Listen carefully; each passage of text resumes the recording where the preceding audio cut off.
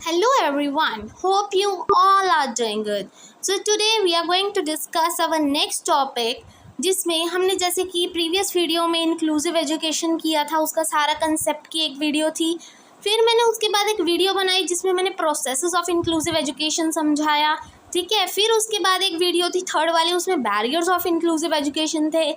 अब हम करेंगे क्लासिफिकेशन। एक्चुअल में हमने इंक्लूसिव एजुकेशन पढ़ा कि क्या होता है, तो उसमें जो एक्सेप्शनल बच्चे आते हैं उन एक्सेप्शनैलिटीज़ के बारे में हम बात करेंगे कि उनको कौन कौन सी इम्पेयरमेंट होती है, कौन सी डेफिशिएंसी होती है और इनको कैसे अगर करेक्ट करना हो तो टीचर का इसमें क्या रोल है। तो ये चीज़ें आज हम पढ़ेंगे, ठीक है।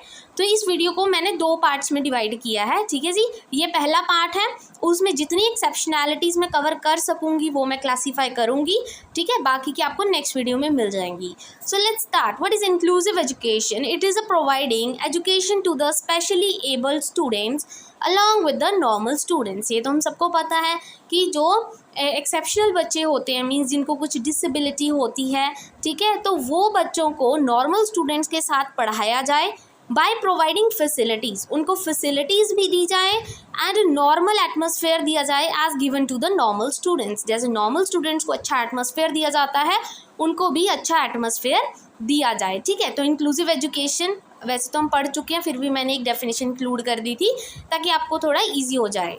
देन एक्सेप्शनैलिटीज़ मतलब डेफिशिएंसी, इम्पेयरमेंट्स, कि उनको क्या क्या दिक्कत हो सकती है। वो जो बच्चे होते हैं ना, डिसेबल्ड बच्चे, उनको किस किस तरह की डिसेबिलिटी होती है। आज हम उस डिसेबिलिटीज़ को क्लासीफाई करेंगे, उनके बारे में बात करेंगे। कौन कौन सी डेफिशिएंसी होती है, कौन कौन सी मतलब दिक्कत उनको आती है जो डिसेबल्ड बच्चे होते हैं, और उसमें क्या क्या देखने को हमको मिलता है। ये क्लासिफिकेशन, ये यूनिट 1 आती है आपको कि क्लासीफाई कीजिए।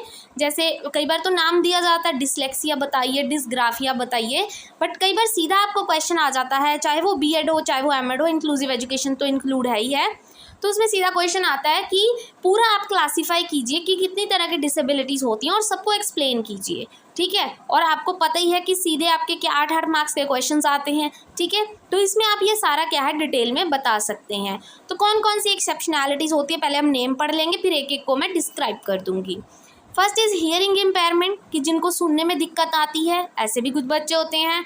फिर विजुअल इम्पेयरमेंट, जिनको देखने में दिक्कत आती है। फिर come autism, mental retardation, physical disability, कुछ health impairments, emotional behaviour disorders, attention deficient, hyper activity disorder, जो बच्चे अटेंटिव नहीं रहते, इधर उधर घूमते रहते शरारती बच्चों की तरह, ठीक है। Then attention deficient disorder, ADD भी बोला जाता है इसको। लर्निंग डिसेबिलिटी, जिनको लर्निंग में दिक्कत आती है, फटाफट लर्न नहीं कर सकते।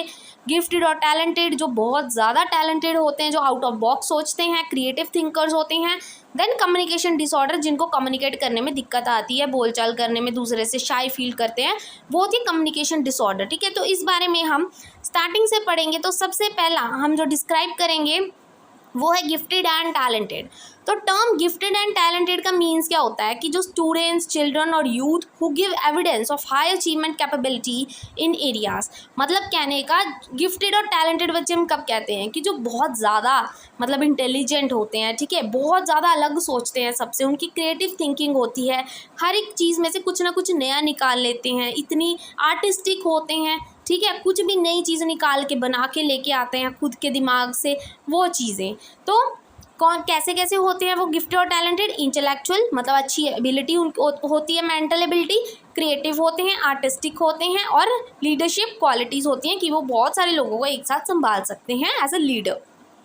Then children and students who perform or show potential for performing at remarkably high level accomplishment, ठीक है जी। गिफ्टेड टैलेंटेड बच्चे वो होते हैं जो सबसे ज़्यादा अच्छा रिजल्ट देते हैं, हमें सबसे हाई लेवल पे उनके आंसर्स होते हैं और कुछ लॉजिक होता है उनके आंसर्स में as compare to others of their age, experience और इन्वायरमेंट, बाकी बच्चों के कंपैरिजन में। क्योंकि कई बच्चे होते हैं जो गिफ्टेड और टैलेंटेड होते हैं, उनसे कोई क्वेश्चन पूछो वो हमेशा कोई ना कोई लॉजिक लगा के बता देंगे। कुछ बच्चे होते हैं वो सोचते रहते हैं, धीरे धीरे वो स्लो लर्नर्स में आ जाते हैं, ठीक है। तो गिफ्टेड एंड टैलेंटेड एक एक्सेप्शनैलिटी है। उसके बाद अगली एक्सेप्शनैलिटी जो हम करेंगे वो है लर्निंग डिसेबिलिटी, वो बच्चे जिनको लर्निंग करने में दिक्कत आती है। तो देखिए, a generic term that refers to heterogeneous group of disorder manifested by difficulties in acquisition use of listening, speaking, reading, writing, reasoning और मैथमेटिकल एबिलिटीज। मतलब लर्निंग डिसेबिलिटी क्या है, वो बच्चे होते हैं, वो डिसेबल्ड बच्चे होते हैं, लर्निंग डिसेबिलिटी उनको होती है जिनको बोलने में दिक्कत आए, लिखने में दिक्कत आए, ठीक है, सुनने में दिक्कत आए, ठीक है, या रीड करने में हल्की हल्की दिक्कत आती है, वो फटाफट लर्न नहीं कर पाते उस चीज़ को, उनको टाइम लगता है, वो होती है लर्निंग डिसेबिलिटी। ठीक है, मतलब ये जो डिसऑर्डर्स होते हैं ना, एक्चुअल में इंट्रिंसिक होते हैं, जो ऑलरेडी हमें, जैसे हम कहते हैं ना जेनेटिक्स होते हैं, हमारे पेरेंट्स से मिले होते हैं हमें ये चीज़ें। जैसे हम पता है एक बच्चे की डेवलपमेंट में दो चीज़ें इंपॉर्टेंट है, हेरिडिटी एंड इन्वायरमेंट। तो इन्वायरमेंट तो देखो बाहरली चीज़ों पे आ जाता है, बट जब लर्निंग डिसेबिलिटी की बात आती है तो हमारे पास वो जेनेटिक होती है, मतलब हेरिडिटी की तरफ से। जैसे हमारे पेरेंट्स को कई बार कोई प्रॉब्लम होती है, ठीक है, और presume to due to central nervous system dysfunction, में भी उनका नर्वस सिस्टम प्रॉपरली वर्क नहीं कर रहा है, जिस वजह से उस बच्चे को क्या है, कुछ डिसफंक्शनिंग हो रही है, प्रॉब्लम हो रही है लर्न करने में। तो इनको क्लासीफाई किया जाता है 3 तरीके से, डिसलेक्सिया, डिसग्राफिया एंड डिसकैलकुलिया। तो डिसलेक्सिया क्या होता है, जिस बच्चे को रीडिंग डिसऑर्डर होता है, मतलब रीड करने में दिक्कत आती है, उसको हम बोल देंगे डिसलेक्सिया। उस बीमारी का नाम क्या है, उस डिसेबिलिटी का नाम क्या है, डिसलेक्सिया। देन डिसग्राफिया, डिसग्राफिया उस बच्चे को होता है जिसको राइटिंग में दिक्कत आती है, लिखने में दिक्कत आती है, लिखते टाइम वो बी को डी लिख देता है, ठीक है, ऐसे ऐसे वर्ड्स में मिस्टेक कर देता है वो। देन डिसकैलकुलिया, नाम से पता लग रहा है कैलकुलेशन, तो जिसको मैथमेटिकल प्रॉब्लम्स आ रही हैं, सम करने में प्रॉब्लम आ रही है, प्लस का माइनस कर रहा है, माइनस का डिवाइड कर रहा है, ये सब जब प्रॉब्लम्स आती हैं वो उस बच्चे को बोलते हैं हम लर्निंग डिसेबिलिटी हो गई है और उसको डिसकैलकुलिया है। ठीक है, तो कुछ करेक्टरिस्टिक्स जो देखने को मिलते हैं इस टाइम पे कि लर्निंग डिसेबिलिटी वाला जो बच्चा है, जिसको लर्निंग में दिक्कत आ रही है, वो कौन कौन से फीचर्स देखने को मिलते हैं वहाँ पे कि जैसे हमें पता लगे कि हाँ इसको ये दिक्कत है। पहला, deficiency in language skills specially the phonological skills. Phonological मतलब साउंड, जब आपकी साउंड प्रॉपर नहीं निकल रही है किसी वर्ड को लेके, जब आप बोलना कुछ और चाह रहे हो बट आपकी साउंड वो प्रॉपरली नहीं आ रही है, ठीक है, तो वो क्या हो जाता है, एक तरह से डेफिशिएंसी हो जाती है बच्चे में। वो देखने को मिलती है जिन बच्चों को साउंड्स प्रॉपर उस वर्ड की निकालनी नहीं आती, वर्ड कुछ और लिखा होता है, ठीक है, जैसे कॉन्ग्रेचुलेशन वर्ड है, कोई तो बहुत क्लियरली बोल देगा कॉन्ग्रेचुलेशंस, ठीक है, कोई उसको ही अटक अटक के बोलेगा क्योंकि उसको बोलने में दिक्कत आ रही है, तो वो क्या हो जाती है, लर्निंग डिफिशिएंसी हो जाती है, स्पीकिंग में दिक्कत आए। Then difficulty in breaking the words into their component sound result in difficulty of reading and spelling। जैसे छोटे बच्चे हैं हम उनको सिखाते हैं ना कि कोई अगर आपने वर्ड बोलना है तो उसको तोड़ तोड़ के लिखो, होम वर्ड है तो उसको तोड़ो, हो देन लिखो मी, होम, ठीक है, तो कई उसको तोड़ने में दिक्कत आती है, जिस बच्चे को समझ नहीं आता कि हाँ उसको तोड़ने के बाद भी उसको कैसे लिखा जाए, तो वो क्या है, उसको प्रॉब्लम आ जाती है, वो होती है learning disability. Then problems on the mechanics use of language in syntax or grammar, semantics या word meanings, phonology और breakdown of the words in the component sounds। जैसे कोई ग्रामर के कुछ क्वेश्चंस करने हैं, जैसे हम लिखते हैं ना दी, इसमें द लिखो, इसमें इज लिखो, इसमें आर लिखो, तो हमें पता लग जाता है साउंड से कि इसमें द आएगा, आर आएगा, इज आएगा, बट उस बच्चे को जिसको लर्निंग डिसेबिलिटी है उसको दिक्कत आएगी ये सब चीज़ें समझने में क्योंकि उसको साउंड ही नहीं समझ आ रही उस चीज़ की। Then problems on the ability to carry on conversation, मतलब बात करनी हो किसी से, देखो साउंड प्रॉपर नहीं आ रही, कहने का मतलब ये नहीं कि उसको साउंड में दिक्कत है, नहीं, उसको लैंग्वेज में दिक्कत है, उसको बोलना नहीं आ रहा वो वर्ड जो वो बोलना चाहता है, ठीक है, तो वहाँ पे भी उसको दिक्कत आ जाएगी। अगर सामने वाले से उसने बातचीत करनी है बट उसको वो वर्ड बोलना नहीं आ रहा तो वहाँ पे वो अटक जाएगा, तो वो क्या हो जाएगी, उसकी learning disability. Then severe problems in one or more of the following areas, जैसे हैंड राइटिंग, स्पेलिंग, राइटिंग, ये सब प्रॉब्लम्स देखने को मिलेगी आपको लर्निंग डिसेबिलिटी के बच्चे में। मैथमेटिकल प्रॉब्लम्स हो गई, ठीक है, तो ये क्या है, ये भी एक दिक्कत हो गई, डिसकैलकुलिया जिसको हम बोलते हैं। Then difficulty as learning the math concept, उसको मैथ कंसेप्ट लर्न करने में दिक्कत आएगी, जैसे कुछ टाइम, प्लेस, वैल्यूज़, क्वांटिटी हमने मेजर करनी है तो वो चीज़ें मेमोराइज करने में, याद करने में उसको दिक्कत आएगी। Then these children tend to fail, और इन जब देखो किसी को लर्निंग डिसेबिलिटी है, लर्निंग करने में दिक्कत आ रही है, वो बच्चा कैसे लर्न करेगा, ठीक है, उसमें तो बेचारे में डिसेबिलिटी है, तो कई बार क्या होता है वो जो बच्चे होते हैं ना ऐसे फेल भी हो जाते हैं क्योंकि उनको लर्निंग में दिक्कत है। अब उनकी भी कोई गलती नहीं है, डिसेबिलिटी है तो है, ठीक है जी। तो इसके बाद हम नेक्स्ट डिसेबिलिटी पे आते हैं, दैट इज़ कम्युनिकेशन डिसऑर्डर, मतलब जिन बच्चों को कम्युनिकेट करने में प्रॉब्लम आती है, बातचीत करने में दिक्कत आती है। तो चलिए, जो कम्युनिकेशन डिसऑर्डर होते हैं वो भी दो तरह से होते हैं। एक होती है स्पीच डिसऑर्डर, एक होती है लैंग्वेज डिसऑर्डर। ठीक है जी।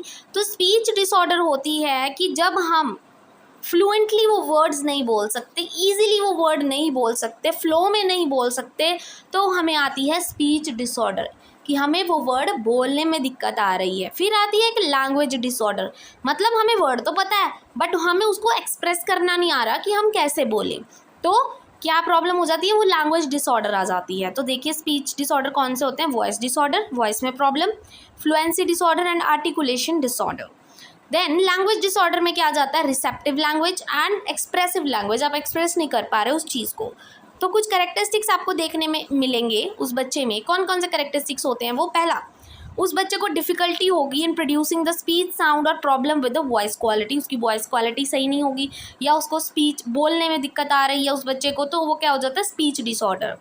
ठीक है। जैसे हम कहते हैं ना, किसी बच्चे को स्टेज पे जाके आपने खड़ा कर दिया तो वहाँ पे वो अटक जाएगा, अटक अटक के बोलना शुरू कर देगा, स्टैमरिंग प्रॉब्लम जिसको कहते हैं। तो वो क्या हो जाता है? एक तरह से स्पीच डिसऑर्डर में आ जाती है, क्योंकि वो घबरा जाता है एक तरह से। Then interruption in the flow और rhythm of the speech such as stuttering, मतलब अटक अटक के बोलना, स्टटर करता है, हर बात में अटक अटक के बोलता है, तो वहाँ पे भी उसको प्रॉब्लम आ जाएगी। तो फ्लो तो नहीं बनेगा ना उस चीज़ का। कोई सेंटेंस बोल रहा है, बीच में वो भूल गया बोलना क्या है, कौन सा वर्ड यूज़ करना है, तो वहाँ पे उसको प्रॉब्लम आ जाएगी। Then problems with the way sounds are formed are called articulation or phonology। हमने ऊपर किया था ना articulation disorder, ये वाला। तो ये क्या होती है? जब हमें प्रॉब्लम होती है साउंड को प्रोड्यूस करने में, कि हम साउंड फॉर्म कैसे करें, किस तरीके से हम उस चीज़ को बोलें, तो वो क्या हो जाती है? आर्टिकुलेशन डिसऑर्डर हो जाता है। या फोनोलॉजी, साउंड प्रोड्यूस करने में, फोनोलॉजी होती है साउंड्स, सबको पता ही होगा आपको। देन करेक्टरिस्टिक्स क्या देखने को मिलते हैं लैंग्वेज डिसऑर्डर के? स्पीच वाला तो हमने बोल दिया कि उसको बोलने में दिक्कत आ रही है, उसकी फ्लुएंसी नहीं है। तो लैंग्वेज डिसऑर्डर में क्या होता है कि वो इम्प्रॉपर यूज़ करता है वर्ड्स एंड देयर मीनिंग्स, कि उस वर्ड के मीनिंग को प्रॉपरली नहीं बोल पाता है। Inability to express the ideas, वो जो बोलना चाहता है उसको एक्सप्रेस नहीं कर पाता अपने वर्ड्स में, उसको पता है हमने ये बोलना है बट वो एक्सप्रेस नहीं कर पाता कि मैं बोलूँ कैसे, लैंग्वेज में प्रॉब्लम आ रही है उसको। इनएप्रोप्रिएट ग्रामेटिकल पैटर्न, उसकी ग्रामर वीक है। Inability to follow the directions. Next, can hear or a word but not able to understand its meaning. ठीक है, वो सुन तो लेता उस वर्ड को बट उसको क्या है, उसका मीनिंग समझ में नहीं आता। वो आती है लैंग्वेज डिसऑर्डर में। ठीक है जी। अगली नेक्स्ट डिसऑर्डर जो है वो है अफेसिया। अफेसिया क्या होता है? That result from the damage to the parts of the brain that control language, कि आपके दिमाग के उस हिस्से में कुछ प्रॉब्लम आ जाती है जहाँ से आप लैंग्वेज प्रोड्यूस करते हो। तो आपको कौन सी डेफिशिएंसी होती है? अफेसिया हम उसको बोलते हैं। जैसे हम, मेरा दिमाग है उसमें क्या है, कुछ डैमेज हो गया है, ठीक है, बट वो हिस्सा डैमेज हुआ है मेरे ब्रेन का जिसमें से लैंग्वेज प्रोड्यूस होती है। अब मुझे तो लैंग्वेज करना, प्रोड्यूस करना आएगा ही नहीं, क्योंकि वो चीज़ डैमेज हो चुकी है ऑलरेडी, तो मैं कैसे करूँगी? तो मुझे क्या हो गया, मतलब एक तरह से अफेसिया हो गया। AfrAsia causes problem with any और all of the following. AfrAsia से क्या क्या प्रॉब्लम होती है?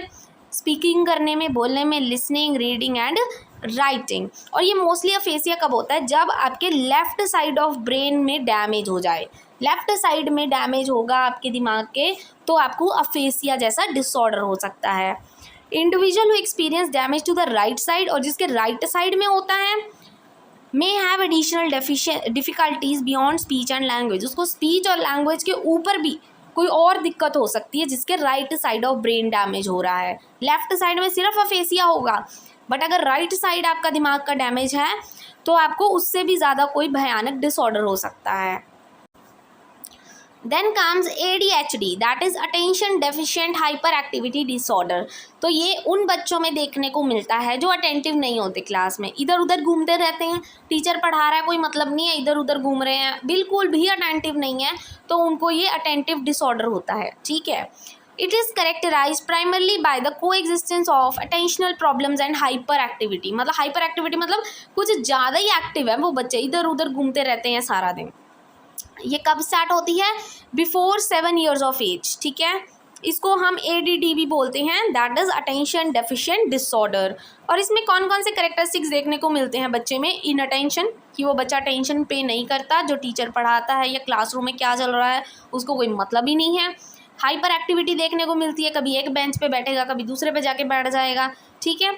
उसके बाद it isn't that children with ADHD can't pay attention. इसका मतलब ये नहीं है कि जिस बच्चे को attention deficient hyper activity disorder है वो अटेंशन पे नहीं कर सकता।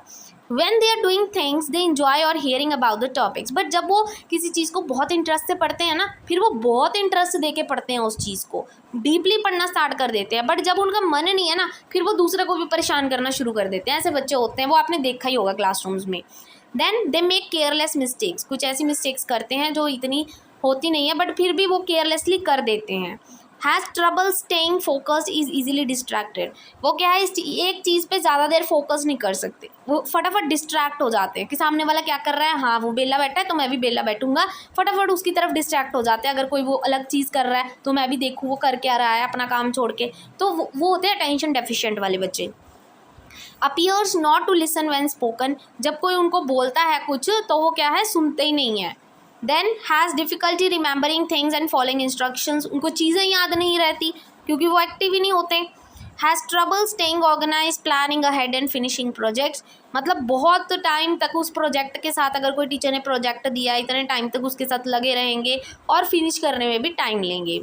देन फ्रीक्वेंटली लूजेज और मिसप्लेसेस होमवर्क बुक्स, टॉयज़ और अदर आइटम्स, और जो बाकी चीज़ें होती हैं जैसे कोई भी चीज़ हो, उनके टॉयज़ हो गए, बुक्स हो गए, कोई होमवर्क दिया है टीचर ने, वो उसको मिसप्लेस कर देंगे, गुम कर देंगे, उनको पता ही नहीं लगेगा कौन सी चीज़ उन्होंने किस टाइम काम पे रखी है।